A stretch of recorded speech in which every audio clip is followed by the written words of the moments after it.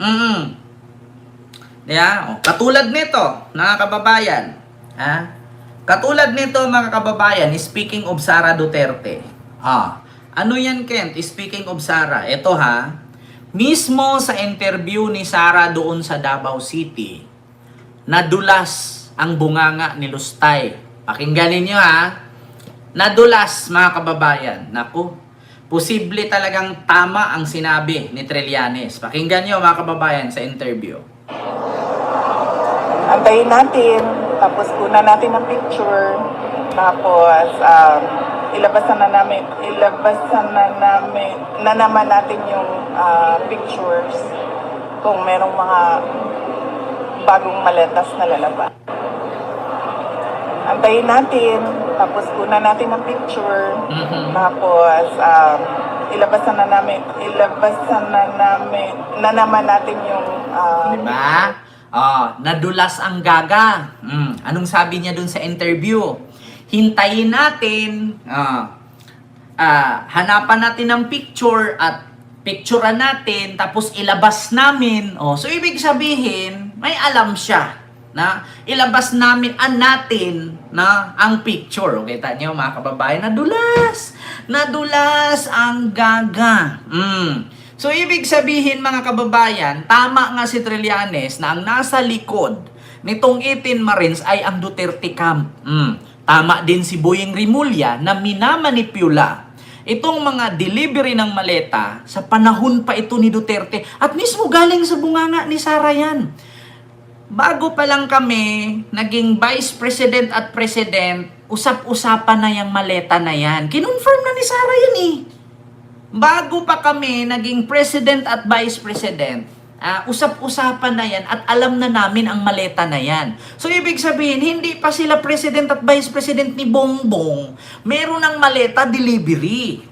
Ito ha. Ulitin ko, pakinggan ninyo. Antayin natin, tapos kuna natin ang picture, tapos ilabas na naman natin yung pictures kung merong mga bagong maletas na lalabas. Ilabas naman natin, di ba? Nakita mo? Nadulas siya. Ito pa, bukod sa isang kadulasan ni Sara dyan, ito pa, yung isa. Ito pa, hanapin natin, mga kababayan. Nadulas si Sara dyan, mga kababayan. Wait lang. Ito yung sinabi niya ha. Punta tayo sa TikTok. Lalabas naman yan dito eh. Saan na ba yung TikTok natin dito? May TikTok pa ba tayo dito? Cellphone na lang pala. Ito, mga kababayan, tignan ninyo. Sara Duterte, matagal na alam ang maleta. Ito. Reaction lang dun sa mga lumalabas sa Senate hearings, allegations of bags of money being delivered po kila Congressman Zaldico, Congressman Romualdez. You have any reaction on that? Billions of money po. Well, matagal naman namin na alam yan dahil matagal naman na yan pinag-uusapan. Simula pa lang noong pagpasok namin as President and Vice President, naririnig na namin yung delivery ng mga pera. Kita niyo? To sapos sabihin ninyo ngayon, si PBBM ang mastermind. Bago pa lang namin pagpasok sa President, as Vice President and President, naririnig at pinag-uusapan na yan, delivery ng pera. So, paano nangyari yan ngayon na mismo si Sara sinabi at inamin? Noon pa to noon pa na interview to. Mga kababayan, nung paglabas ni Zaldico, na nagsalita si Zaldico na may video-video with the slideshow. Inamin ni Sara, mga kababayan, tignan nyo Congressman Zaldico, Congressman Romualdez. You have any reaction on that? Billions of money po. Well, matagal naman namin na alam yan dahil matagal naman na yan pinag-uusapan. Simula pa lang noong pagpasok namin as President and Vice President, naririnig na namin yung delivery ng mga pera na nakalagay sa mga suitcases. Pero ngayon lang siya lumabas in public dahil merong witness na nagsabi na siya mismo ang nagdadala nung mga. Diba? Kita nyo? Matagal nang alam ni Sara. Hindi pa sila Vice President at President, usap-usapan na yan. Ngayon lang lumabas dahil may witness. So paano nangyari na si PBBM ang mastermind? Tanong ko lang mga kababayan, paano ngayon sabihin na si PBBM ang mastermind kung si Sara mismo nagsabi, hindi pa daw sila President at Vice President ni PBBM? Alam na nila to. Ayan na. Nagkabulgara na. Ito pa, mga kababayan. Boying. Ayan, ito na ha. Minanipula ang picture sa 18 Marines. Ito ha, mga kababayan. Para makita ninyo ha. There was a delivery done in of the 18 Marines, supposedly the joint affidavit of the 18 Marines, pointed to a delivery to one of the Congress persons, no, one of the congressmen or congresswomen. Congresswoman daw. But when we investigated that angle, it appears that Ako, Maristela. this delivery was done during the time of Speaker Lord Velasco.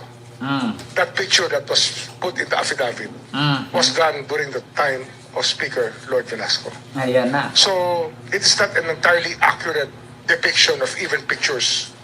What you see here is really a manipulation of facts to make it appear that that was that. But actually, they were playing with timelines. And this is one timeline that they played with, that this happened before the term of President Marcos.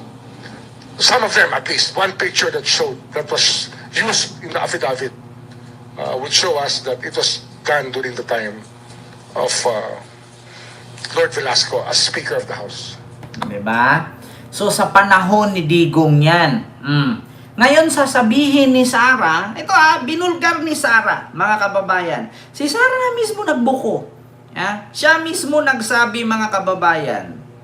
Pakinggan ninyo.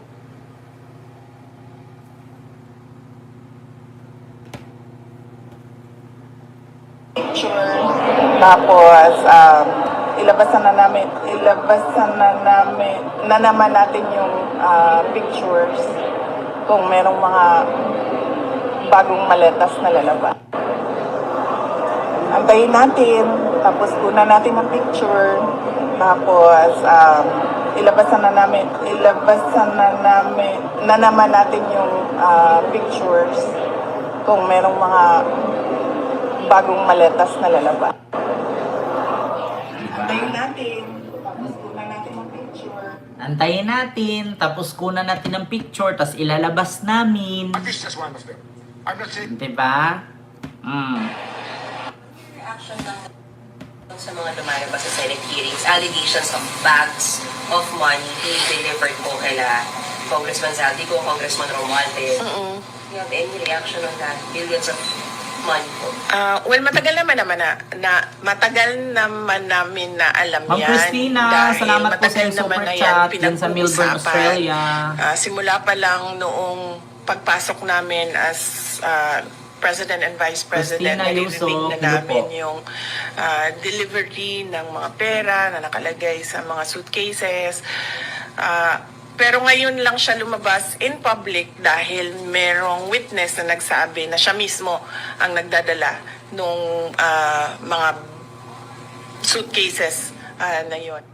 Reaction lang dun sa mga lumalabas sa Senate hearings, allegations of bags of money being delivered. Diba? Kaya siguro mga kababayan ayaw ni PBBM pahiramin ng maleta, ng helicopter, kasi baka kargahan ni Sara ng maleta. Diba? Leave it convicted. Leave it convicted. Diba? Tama naman, sabi ni Libby Colvin. Tawag na, wala tuloy ako. Level convicted. O level convicted.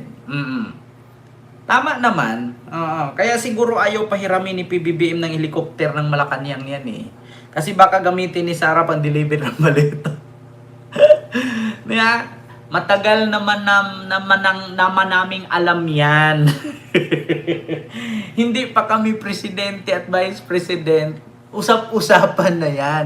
Ngayon lang lumabas kasi may witness. So ibig sabihin, walang kinalaman si Marcos dyan. So ibig sabihin, panahon ng tatay niya, lumabas na yan. Diba? Hamtaro, Miguel Love, shout out po. Sa bunganga mismo ni Sara, inamin niya na matagal na sa panahon pa ng tatay niya nangyari ang delivery ng maleta. Kasi hindi pa sila presidente at vice president. Usap-usapan na yan. Yung delivery ng maleta na yan. 'Di ba? So ibig sabihin, paanong si Saldico? So ibig sabihin, nung panahon ni Digong, hindi lang si Saldico. Baka kasali si Yap dyan kasi si Yap ang budget, may tawag doon, ang tawag yung delivery, hindi. Yung pareho sa ranggo ni Saldico dyan sa Congress, yung siya ang nag-ano ng budget approval. Ayun na mga kababayan, alam nyo na, mismo nangyari sa bunganga ni Sara. At inamin niya mismo na matagal na yan. Hindi pa sila president at vice president ni Bongbong. Appropriation Committee, anong 2020 hanggang 2022. Si Eric Yap. Finance Council, hindi po, Appropriation Committee, tama po yun. Si Eric Yap. So, ngayon, pinalitan siya ni Saldico. So, ibig sabihin, kung nangyari yan nung panahon ni Digong, so, hindi lang pala si Saldico, kasali para si Eric Yap. At saka bali-balita nga na si Eric Yap ang nag-aproba doon sa 51 billion ni Pulong. Si Eric Yap ang nag-release noon sa 51 billion ni Pulong kasi siya ang appropriation tawag doon appropriation committee chairman. 'Di ba? Sir Elijah Silibre. So yun po yun mga kababayan, na So, klarong-klaro ha, mga kababayan, mismong sa bunganga ni Sara, nanggaling na hindi pa sila president at vice president ni PBBM, meron ng delivery ng maleta. Ngayon lang lumabas, my mistake, sabi ni Sir Vince Ayala. Hindi lang daw yan ngayon, noon pa. So, ibig sabihin sa panahon nga ni Digong, nako. At saka, sabi nga ng NBI, 8 sa 18 na Marines o nagpakilalang Marines ay hindi Marines. Yung 4 ay driver, yung 4 ay bodyguard. Ni Lustay. Ayan. So, alam nyo na, mga kababayan. So, maraming salamat po sa inyong lahat.